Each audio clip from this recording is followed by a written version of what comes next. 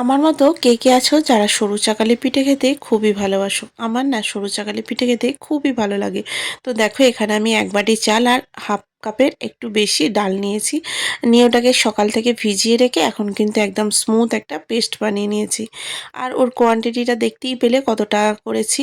সেই রকমভাবে তোমরা কিন্তু হালকা হাতে নিয়ে এইভাবে দেখো স্প্রেড করে দিলে তোমার কিন্তু ভালোভাবে কিন্তু উঠে যাবে। দেখো আমি আরো একটা কুড়িয়ে তোমাদের দেখিয়ে দিচ্ছি।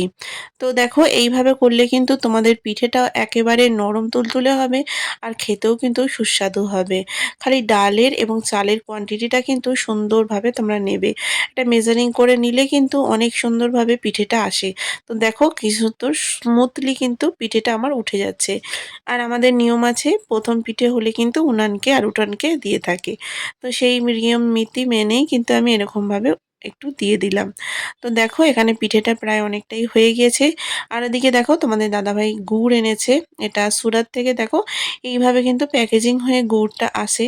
তো সুন্দরভাবে এটাকেও গরম করে নিলাম। আর দেখো আগের বছর আমি এনেছিলাম আসার সময় একটু পাটালি, সেটাকেও কিন্তু সুন্দরভাবে গরম করে নিলাম। আর জানো তো আমার বাবার বাড়িতে আজকে পুজো মানে মকর সংক্রান্তির দিনে আমার বাবার বাড়িতে পুজো হয় আর শ্বশুর বাড়িতে পয়লায় পুজো হয়। তো তোমাদের ভিডিওটা কেমন লাগলো অবশ্যই জানিও। শুভ লক্ষ্মী পুজো, সবাই খুব ভালো থাকবে।